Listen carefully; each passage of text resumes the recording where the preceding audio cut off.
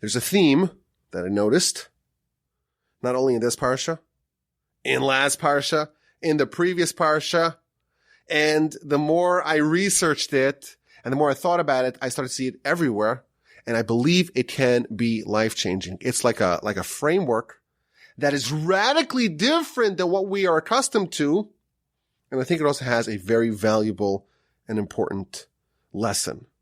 So our Parsha begins right where we left off last week. Jewish people are enslaved, and Moshe has been hired for the sacred task of leading the Jewish people out of Egypt. His first effort was a total failure, and he went back to God and complained back to God and said, why'd you send me on this? You didn't save the nation. Their situation got worse. And amidst that conversation, the Parsha ends last week, and it picks up again right where it left off this week. And the Almighty tells Moshe, it's time to go back, time to speak to Pharaoh, time to speak to the Jewish people. We are going to get this exodus underway. So Moshe goes to speak to the Jewish people, and they don't listen to him.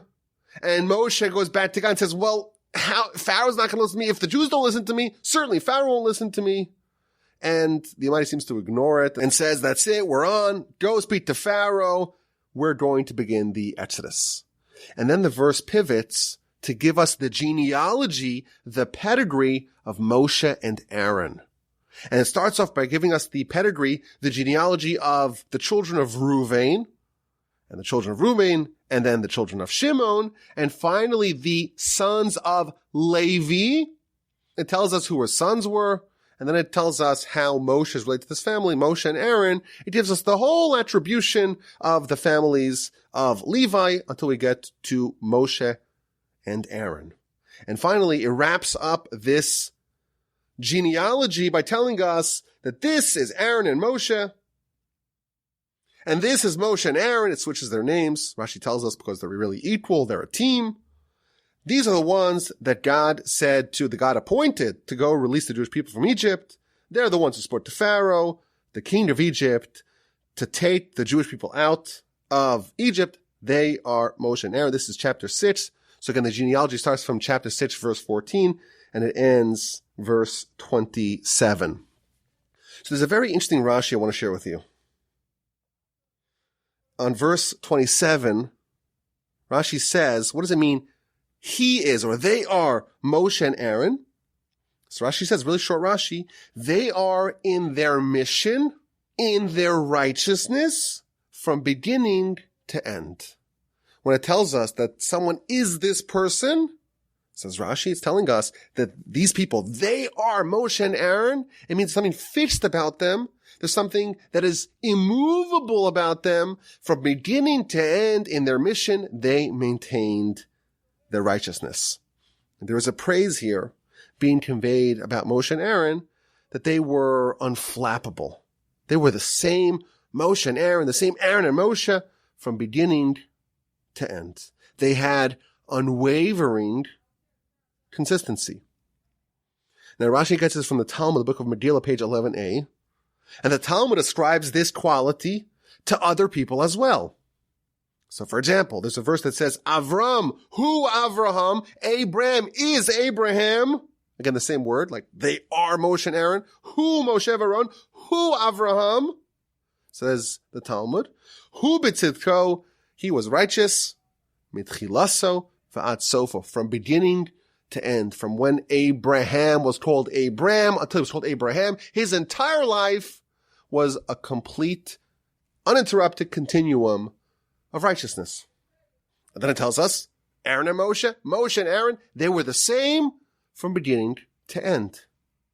And then it quotes a verse about David. David was humble when he was a simpleton, when he was a shepherd, and once he became a king, he was an all-powerful monarch, and nevertheless, he maintained his humility. These are some of the giants of our history. Abraham, Moshe, Aaron, David. These are total giants, and they are all praised by having this same characteristic. The mark of a giant is that they are resolute. They are unflappable. Their successes, don't change them, don't alter them. Their triumphs, don't ruin them. Moshe and Aaron, when they started, they were kind of no-names. No one really knew who they were. They didn't really have any successes. And then after they conquered everything and they led the Exodus and they brought down the manna and gave us the Torah, everything, 40 years of brilliant, consummate leadership. They maintained the righteousness. It didn't get to their head, as we say here in America. They maintained and preserved their level. Moshe and Aaron are praised like this. Abraham is praised for having this quality. David is praised for their consistency throughout their life. Now, I think it's an amazing thing. These giants are praised not for their level of righteousness, but for the duration of righteousness. From beginning to end, Abraham, David, Moshe and Aaron maintained the same level. The great praise of Moshe and Aaron was that they stayed the same. Same thing, Abraham and David. You would think that, the great heights that they accomplished, the amazing things that they earned, those high levels that they reached, that's what we would imagine that they would be praised for. But here we see that they are praised for really remaining the same, for being steady, for preserving and not changing. Abraham has this quality. David has this quality. Moshe and Aaron have this quality as well. But it doesn't stop there. In last week's Parsha, Parshas Shemos, the beginning of the book of Exodus, the 5th verse, it's again delineating the families, the descendants of Jacob. And it tells us that the souls that came out of Jacob's thigh were 70 souls. This is the 5th verse of the Parsha, of the book, really. V'Yosef haya b'Mitzrayim. And Joseph was in Egypt. So Rashi says, wait a minute. There's a problem. It's delineating or talking about the 70 souls. Well, included in the 70 souls was Joseph. So what's it telling us? That Joseph was in Egypt. Don't we know that he was in Egypt? What is this little addendum to the verse? What is it adding? Says Rashi, Lehodiacha tzidkaso shel Yosef, to reveal to you the righteousness of Joseph. Hu Yosef aroes son aviv. This is the same Joseph that was a shepherd for his father's flock. Hu Yosef shahei b'Mitzrayim. This is the same Joseph that was in Egypt. V'na'aseh melech, and became a king. Ve'omed b'tziko, and nevertheless maintained his righteousness. Like Moshe and Aaron, like Abraham and David, Joseph was unflappable. No matter what happened to him, he remained the way he was. The same purity, the same humility, the same righteousness, the same tenacious resistance to temptation, the same faith. All the circumstances didn't alter Joseph. When he was a shepherd for Jacob, when he was a slave in Egypt, when he was a king in Egypt, it was the same Joseph with the same righteousness. So this list of giants who are praised for their consistency is growing. We have Moshe and Aaron, Abraham, David, and now Joseph. But it doesn't stop there. Jacob, after the episode of the dream with the ladder and the ascending and descending angels in the beginning of Parshas Vaeira, he makes a vow. This is chapter 28 of Genesis. Vayidor Yaakov nedel imor. Jacob makes a vow. If God's with me and guards me, he's about, of course, to go to Laban, and he gives me bread to eat and a garment to wear, and I shall return peaceably to my father's home, and God will be to me for a king. And then he promises this will be the first stone, the first monument of the temple of the house of God, and everything you give to me, I will tithe. So Rashi says in verse 21 there of chapter 28, what does it mean? And I return peaceably to the house of my father, I don't have my level dip.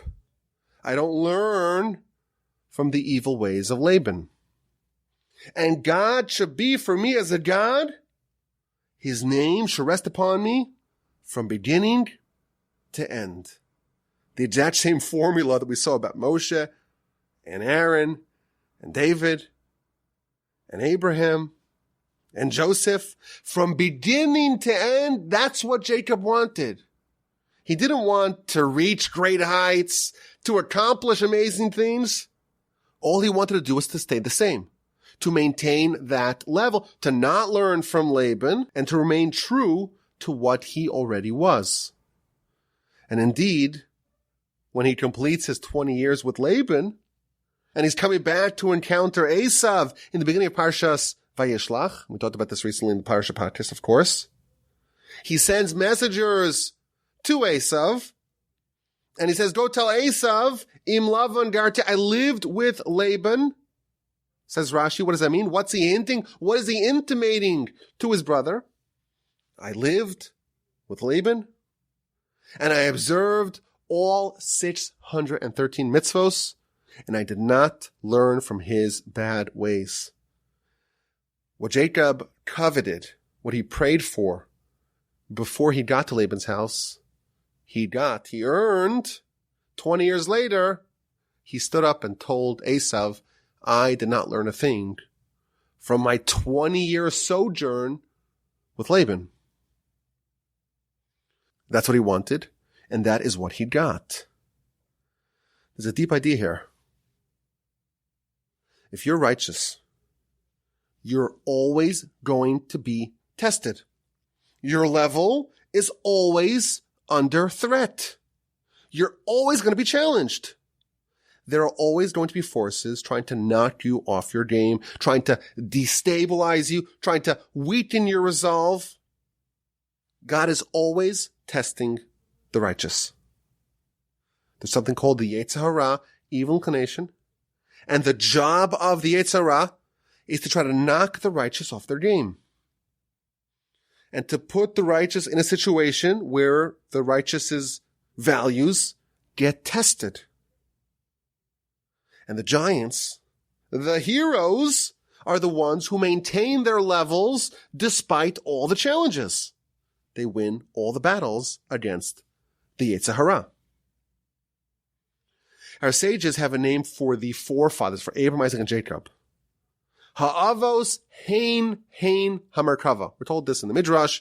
The Ramban brings it a few times. Rashi brings it as well. The Avos, the forefathers, Abraham, Isaac, and Jacob, they are the chariot, the Merkava. What does that mean? So imagine you have a private jet. Wouldn't that be amazing? You don't need to go to TSA pre-check. You don't need to take off your shoes. You don't need to wait for the plane. You don't have to sit next to people. You fly private. It's a good deal.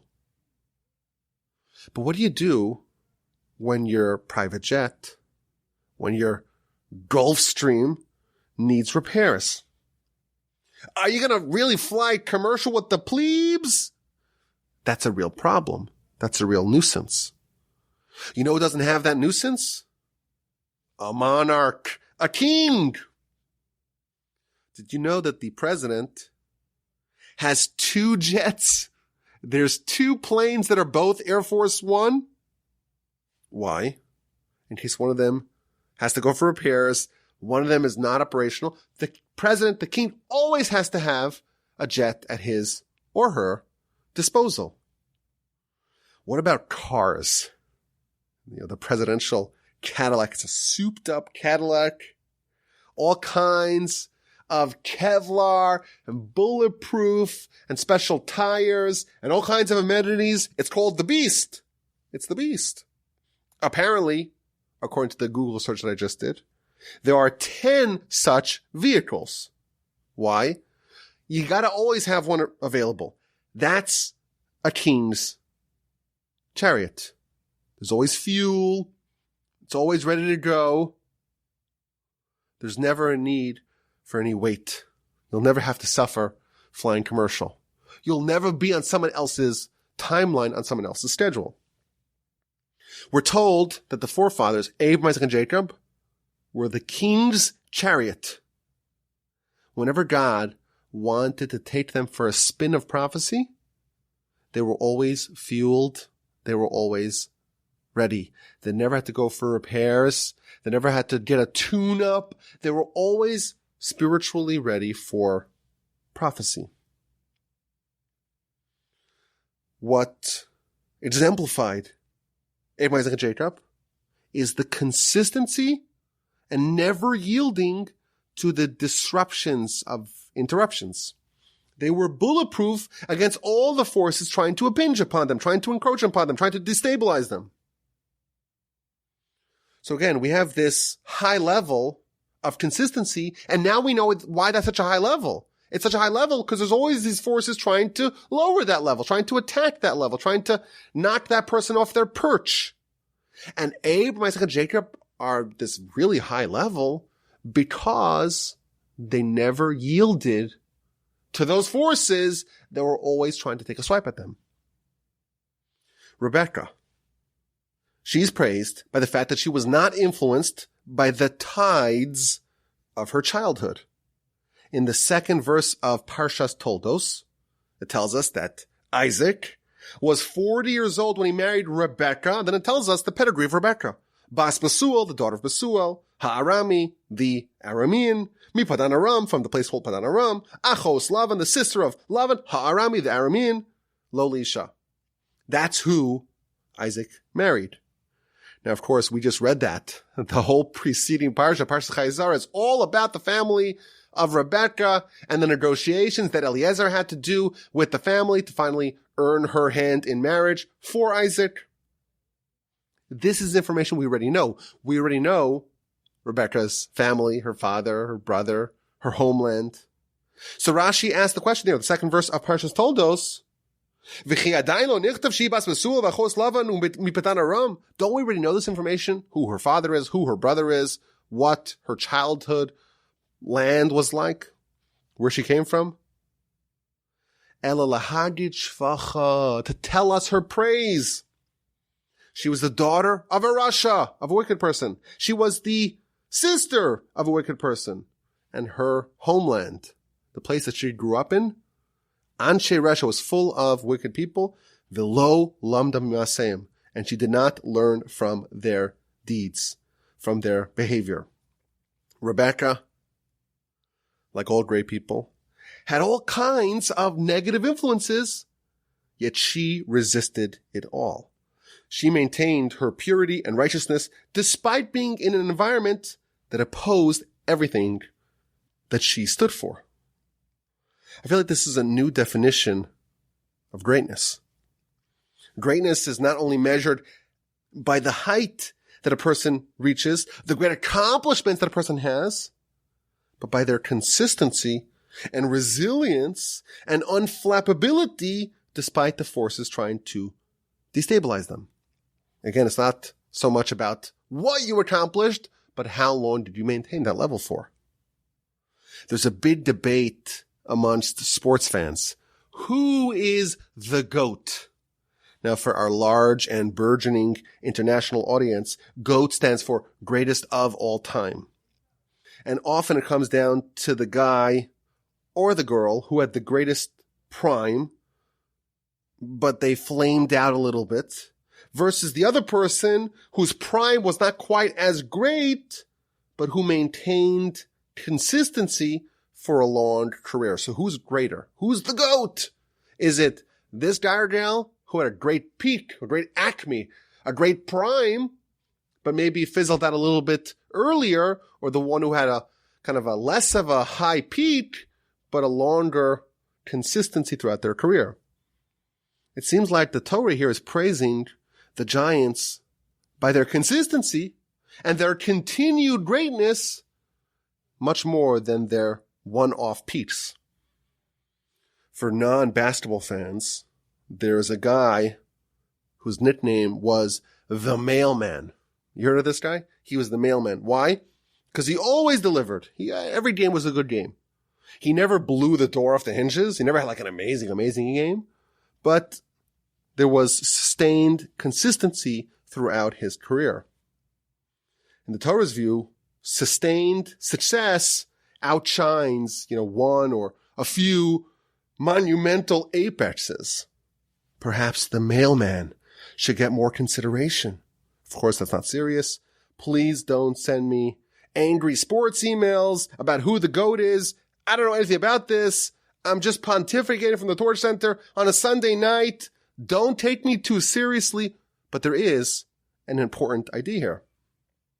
The praise of these giants, Abraham, Isaac, and Jacob, Moshe and Aaron, David, Joseph, Rebecca, Sarah. The praise of these giants is in their success, in sustaining their levels from beginning to end, not necessarily about the high levels that they attained. And the question is why? Why is this so critical? Why is the maintenance of the level so important? So I want to suggest an approach based upon a fascinating midrash. We mentioned this midrash in a podcast nearly 2 years ago. The Parsha Podcast archivists and historians know exactly which one we're talking about. But this midrash is oriented around a fascinating question.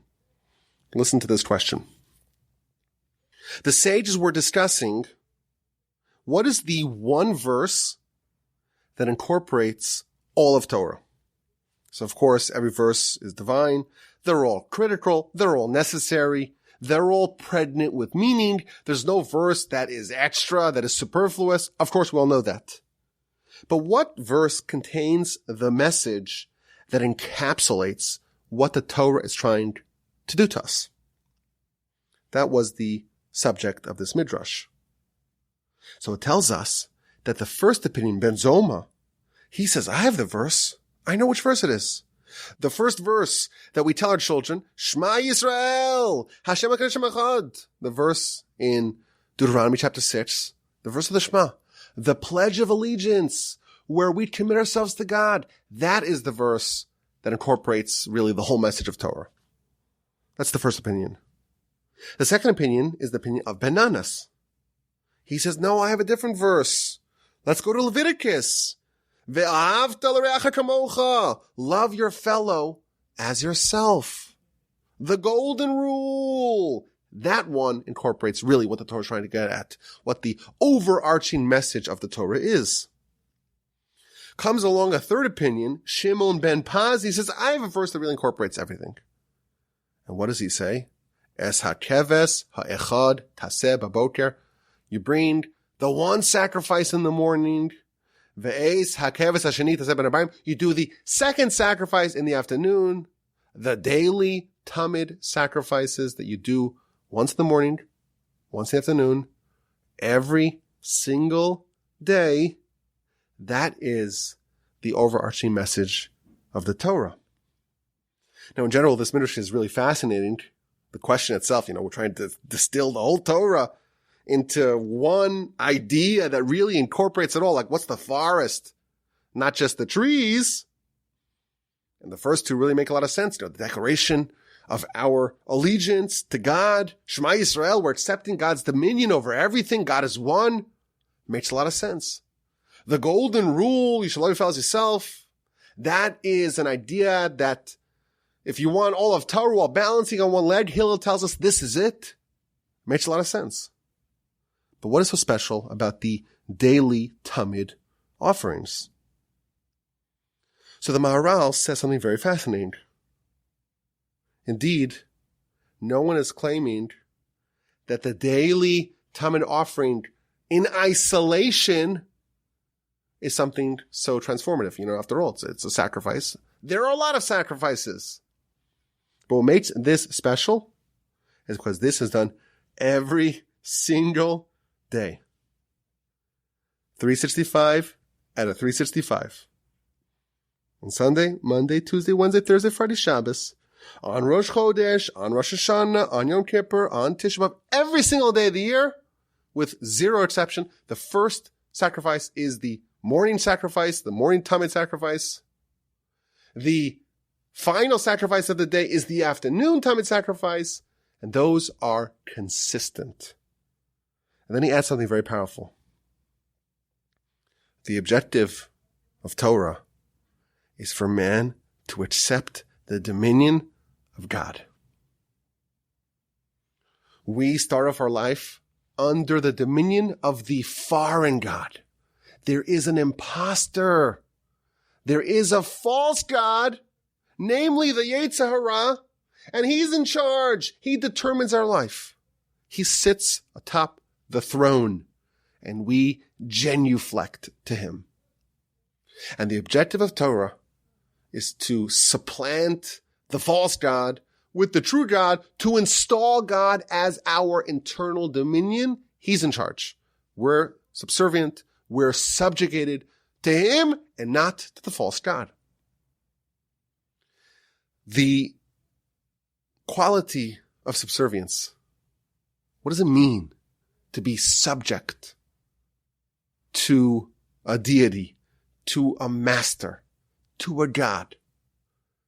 It means that you are subject to them.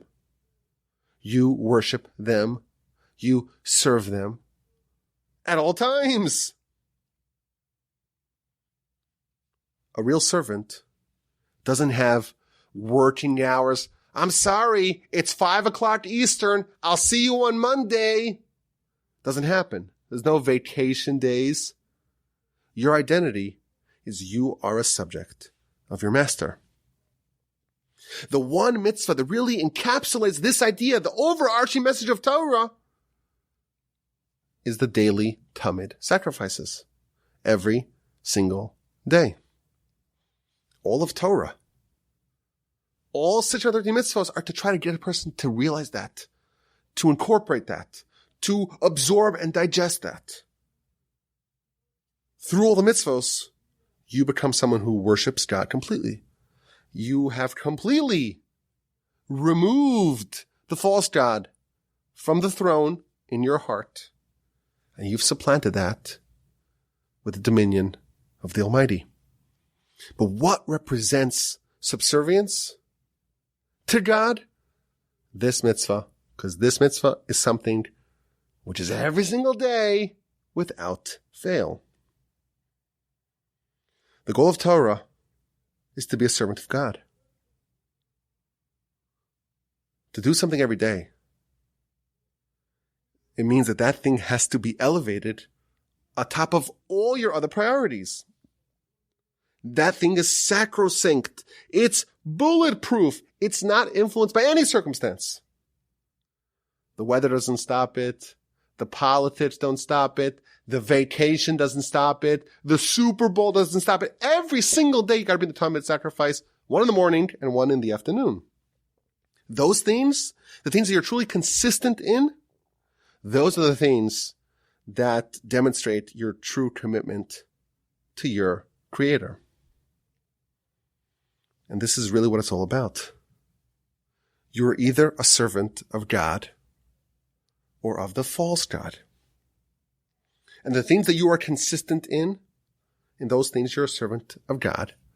And those things that you do sometimes, but you know what? I gotta watch the game.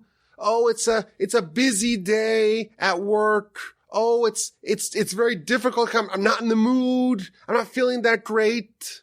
Whatever it is, if there's something that could shake you off that consistency, that means that in that area, you're not, or we're not servants of God. And if we're not servants of God, who's in charge? That's the Yetzer Hara. That's the false God. It's a scary idea here. The things that we do, but we don't do them consistently. Once they are occasional, once there are lapses in those areas, the Yetzer Hara, the false God, reigns supreme, which is a terrifying thing. Now, of course, we're humans. I verified last week that the only listeners are humans, or most of the listeners are in fact humans, and we're a work in progress. So let's not get depressed quite yet. But on a principle level, on a philosophical level, there is a tremendous gulf between something that we can give a day up on, something that is still negotiable. In the words of Winston Churchill, we're just negotiating. If it's negotiable at all, it means that you're not a servant of God. There's an amazing picture here that emerges. The things that are yours, the things that you've acquired in your relationship with the Almighty, the things that you'll never give up on, come what may, in that area, it's actually yours. That is what symbolizes your greatness. The things that stick with you from beginning to end. That is what you've actually acquired in your quest for fostering a relationship with the Almighty. If you have a flash in the pan moment, you're inspired and you do something amazing, of course, that registers, that matters, that's a wonderful thing. But if that inspiration fizzles out, it's actually not yours. You're having a little bit of an out-of-body experience, but it's not something which is eternally yours. What we do consistently, completely, and nothing shakes us off of that, not Laban, not Besuel, not going to Egypt, not being a teen in Egypt, not all the miracles that Moshe and Aaron did, nothing, not the vicissitudes of life, whatever they may be. If that remains firm, those things are the things that we truly have in our spiritual arsenal. Those are the things that are truly ours. In those areas, we are truly accomplishing what Torah is trying to do to us. Everything else is still negotiable. It's still in the air. It's still part of the battlefront. We know, and we always advise this, there's a certain model of growth. It's like a ladder. You don't want to skip steps in the ladder because then you'll tumble down, right? You've heard that idea. Take things slow and steady. Slow and steady wins the race. Don't jump too high. Don't reach for the skies quite yet. Do it in a measured fashion. Do it in a calculated fashion. Otherwise, you'll plummet down to the ground. I think there's a deeper idea as to why it's good advice to take things slowly. Even if you do grab up high and you do skip a couple of rungs, we don't want just to do things. We want to earn them. We want to own them. We want to acquire them. We want to incorporate them within us, make it ours, make it something which is non-negotiable, like the daily Talmud sacrifice for 100 years, for 1,000 years, not miss it even once. We want it to endure. Snatching some random thing here or there is, of course, nice. It could be motivational. It could be aspirational, but it doesn't last. It's not part of who we are eternally. It's not ours. And our objective in this world, the objective of Torah, is the endurance expedition. What's going to endure in this expedition? What are you actually going to earn that's yours and that's unshakably yours? Is there a part of the real estate of your heart that you have cordoned off for God and it's non-negotiable in this area? You are a servant. That's the objective. There's an amazing midrash, again, one we've spoken about in the past. It tells us, why did the Jewish people merit to be redeemed? And it tells us that they preserved some things. They didn't change their names. They didn't adopt Egyptian names. They didn't change their clothing. They maintained their culture and their identity. They didn't change their language. There were certain parts of Jewish lifestyle that they preserved and maintained. And the question I always had is, wait a minute, of all things, it's nice to be culturally Jewish. It's important to speak the language and to have that name, the Jewish name, and to have maybe a distinctly Jewish garb. Those are nice things, but they're very small things. Why would this be sufficient merit for the nation to be spared, to be redeemed, to be taken out of their exile due to these comparatively minor themes. And again, this gets back to our point. What was this Egyptian exile all about? What was this Egyptian enslavement about? The Rambam actually writes that Pharaoh is the best metaphor for the Yetzer Hara. The Jewish people were completely enslaved to Pharaoh, with one or two or three minor exceptions.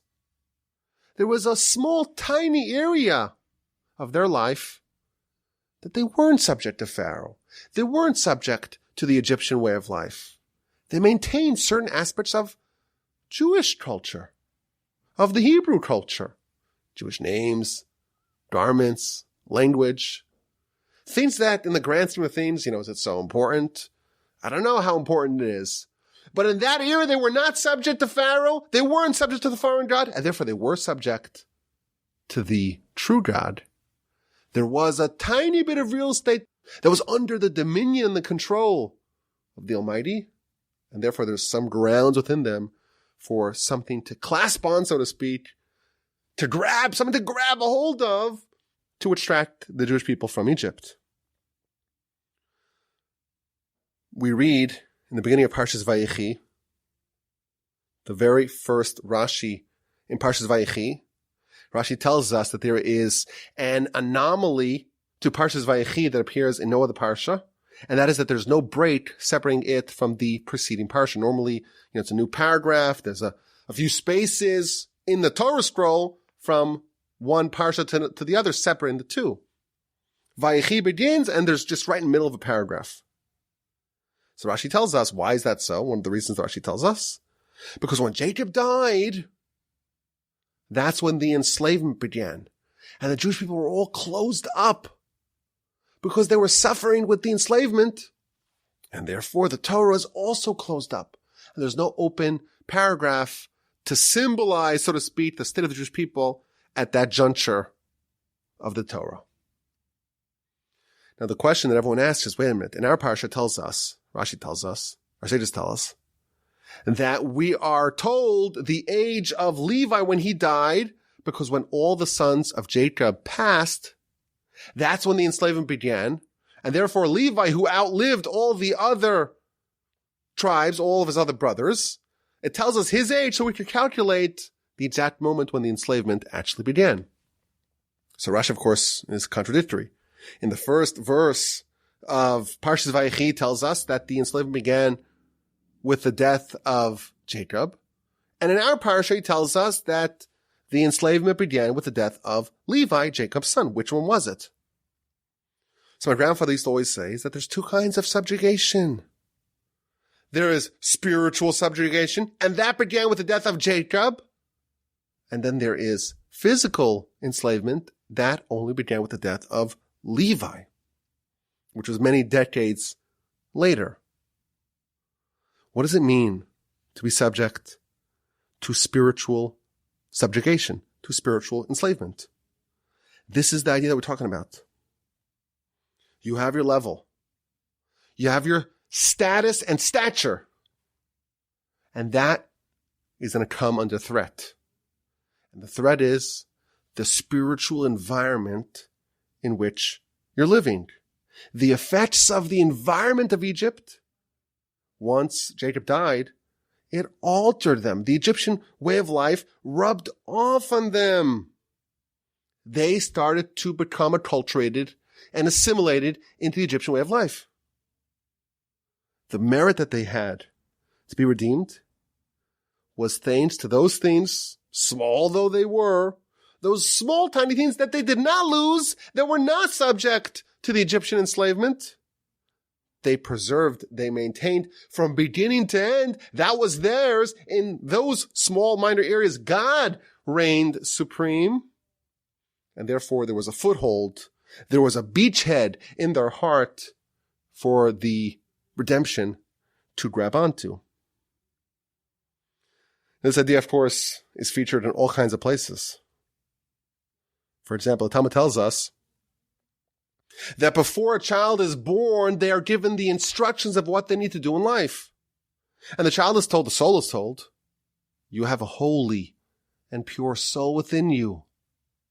The holiness of your soul rivals the holiness of God himself and the angels.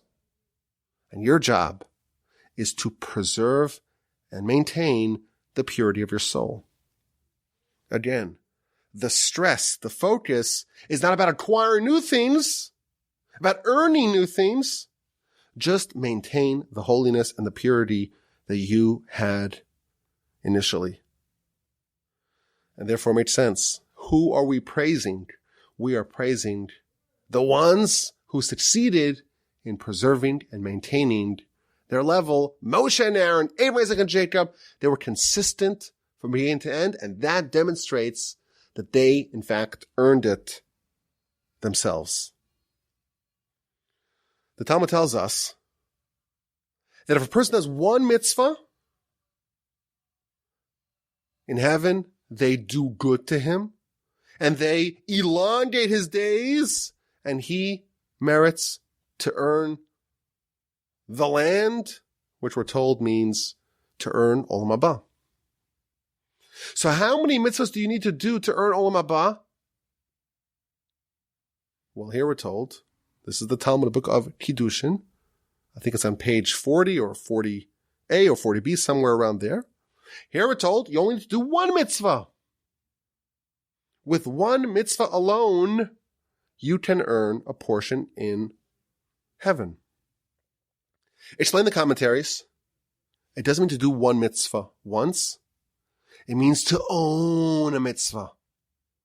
If there is one mitzvah that you do consistently, come what may, no matter what, it's like the Tamid offering. You do in the morning, you do in the afternoon, and this never, ever, ever changes. That is a mitzvah that you truly own. In that area, God reigns supreme. You already have acquired in this world a portion in the next world. And indeed, once you arrive at the gates of the next world, you have a golden ticket of admission. Even if it's only a small thing. Even if it's only one thing, but something you don't compromise on, something that you're consistent from beginning to end, you have now earned a lasting legacy. There's something that your soul can feed off, can feast upon for all eternity. Now, of course, you'll be challenged on it. That's the design. You probably won't be challenged like Rebecca was challenged. You won't have Besuel as a father, most likely. You won't be siblings with the trickiest, wiliest fraudster of all time, Laban. You probably won't live in a land, in a city that is as immersed in sinfulness as where Rebecca grew up. But nevertheless, you will be challenged. And that's why we're urged to not trust ourselves until we are dead. Don't believe in yourself till the day you're dead. So long as you still have free will, so long as it's possible for you to mess up, you may still do that. We're told that there was a Kohen Gadol, a high priest who served as a high priest for 80 years, walking into the temple, the Holy of Holies, on Yom Kippur, the holiest person in the nation. And after 80 years of holding the highest post that our nation has to offer, he became a heretic at the end of his life. He didn't last. He was not like Moshe and Aaron from beginning to end. He had his great peak, but then he plummeted. He fell precipitously and became a heretic, and he ended off like that. He didn't last. The mark of all the great giants is their consistency. Moshe and Aaron were like that from beginning to end. Abraham, Isaac, and Jacob, Rebecca, Sarah, David, Joseph. They were all giants from beginning to end. Now for us, we cannot really hope to be like them because they were perfect in every area. Abraham, of course, represents totality of completion in all areas from beginning to end. They were ready for prophecy at any time of the day or night. They were perfect in every area. But for us, we have a certain model here now that we've learned from this study, it's a good advice for us to find at least some part of ourselves, of our behavior, of our relationship with the Almighty, a mitzvah perhaps. Find something that is fixed in stone and immovable. Carve out that one little thing. That thing is yours. In this area, God rules. This is not negotiable. By doing that, you will earn yourself some permanent real estate in heaven. May we all preserve the goodness that we have. May we all find at least that one thing that we're going to cleave to come what may, and not allow it to erode no matter what. By doing that, we are emulating the giants of our history, and we are earning a permanent place in the eternal world. Okay, let's hit this week's exquisite insight. Are you ready? The final exquisite insight of 2021. So there is an unusual pattern at the beginning of our Parsha. Moshe and Aaron, of course, are featured last week. We read about the birth of Moshe and how he escapes to Midian and he rendezvous with Aaron and they go to Pharaoh, but we don't really know where they came from. We don't know their pedigree. And in our Parsha, after we had a whole Parsha ready to deal with them, to study them, to follow their story of Moshe and Aaron, it lists the pedigree of Moshe and Aaron. They're descendants of Levi, from the family of Kahas. Amram married Yocheved. We get the whole history. And it starts, of course, with Reuben, gives us the family of Reuben, then Shimon, and then Levi. And then it doesn't continue. It doesn't go through the rest of the children of Jacob. It just does the first three. So there are a few questions. First of all, why does it attribute Moshe and Aaron now? And not when they were introduced last week. And by the way, if I'm not mistaken, this was the A and Q from last year. That's question A. Question B is why attribute Reuven and Shimon, Levi. Of course, we know we have to know the backstory, the pedigree of Moshe and Aaron. They come from the tribe of Levi. But why Reuven and Shimon and not all the other tribes? Either do everyone or just do the tribe of Levi and give us the backstory, the antecedents, the progenitors of Moshe and Aaron. So Rashi already gives us two answers to these questions in verse 14. Rashi tells us, well, we needed to be told the story of the tribe of Levi, and therefore once we're telling us, we don't just start from the beginning, we start from the oldest one, Reuven, then Shimon, and finally Levi, and then really that was the goal, and once we got to the goal, we stop there. That is the first answer Rashi gives us. The second answer I found to be really interesting. Rashi says that when Jacob was on his deathbed, he rebukes the first three of his sons. Reuven, he tells him you're too impetuous. Shimon and Levi, you have the stolen craft. Of course, we talked about this a couple of weeks ago. And therefore, as a way to offset, so to speak, the sting of the admonishment of Jacob, the Torah here counts them again and praises them and gives them distinction and honor as a way to offset that. Really interesting idea that Rashi tells us. Rav Hirsch says something fascinating. Moshe and Aaron are about to pull off some of the most impressive feats in history. The Talmud tells us that in history, no slave, even a single slave, had ever escaped from Egypt. And now they're not only going to take out one slave, they're about to extract the whole nation. Moreover, they're going to assemble all the Jews from every corner of the land, gather them all together. And it's going to be in style. What miracles are going to have? The 10 plagues and the further plagues at the sea. You have the Jew and the Egyptian drink of the same glass. Jew drinks water. Egyptian drinks blood. When do you want the fraud stand? Even the magicians throw up their hands in defeat. What Moshe and Aaron are about to do is something very impressive. And there was a concern that someone perhaps would claim that they're not ordinary humans. They are divine. There are a segment of our population, of humanity, that are small people. And they cannot conceptualize how great a soul is or how powerful a soul is. And when they see something that they cannot explain in their small world view, they automatically conclude that it must be divine. But no. Moshe and Aaron were humans like all other humans. And therefore, to banish the mistaken notion right before they're about to accomplish amazing things, and not last week's Parsha. Last week's Parsha, really, it kind of flopped. But they're about to do great things. The Torah tells us who their parents were. They came from this and this family. Oh, and they're equated with their brothers, Reuven and Shimon. They're ordinary people. Of course, they're very special people, transcendent people, angelic people, prophetic people. But don't make that mistake. I always speculate that Moshe is the most criticized person in the whole Torah, even though he's the greatest one. Perhaps it is for this reason as well. Well, that's that. I thank you for listening. I hope you enjoyed this Parsha podcast about 3% as much as I did. I hope you have an amazing rest of your week and a fantastic and splendid and wonderful and joyous and harmonious and peaceful and tranquil Shabbos upcoming. And please God, with the help of the Almighty, we will talk again next week, hopefully in good health, in great spirits. My email address is rabbiwalby@gmail.com.